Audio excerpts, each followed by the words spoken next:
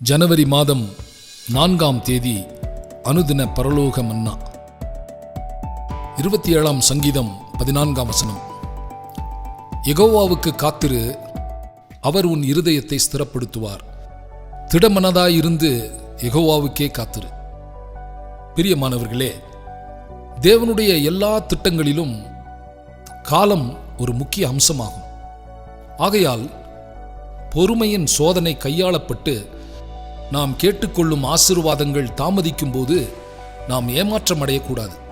தேவன் உலகத்தை உருவேற்படுத்தி அதை மனித வாழ்க்கைக்கு தகுந்ததாக்குவதற்கும் காலம் சென்றது. உலகத்துக்கு தீமையின் அனுபவத்தை கொடுப்பதற்கு காலம் வேண்டும்.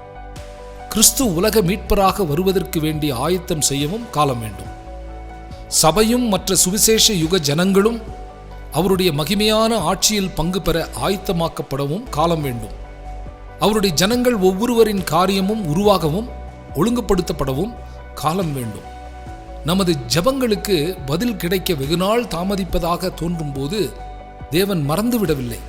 அடைக்கலான் குருவிக்கு தீங்கு நேராமல் கவனிக்கிறவரும் நமது தலையிலுள்ள மயிரெல்லாம் எண்ணி வைத்திருக்கிறோமானவர் தாழ்மையுள்ள தமது பிள்ளைகளின் தொய்ந்த குரலையும் அல்லது சிறு தேவைகளையும் குறித்து அலட்சியமாக இருக்க மாட்டார்.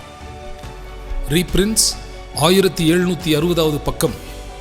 அன்பானவர்களே, யெகோவாவுக்கு காத்திரு, அவர் உன் இருதயத்தை ஸ்திரப்படுத்துவார். திடமனதாயிருந்து யெகோவாவுக்கே காத்திரு. தேவன் தாமே இந்த வார்த்தை வசனங்களை ஆசீர்வதிப்பாராக. ஆமேன்.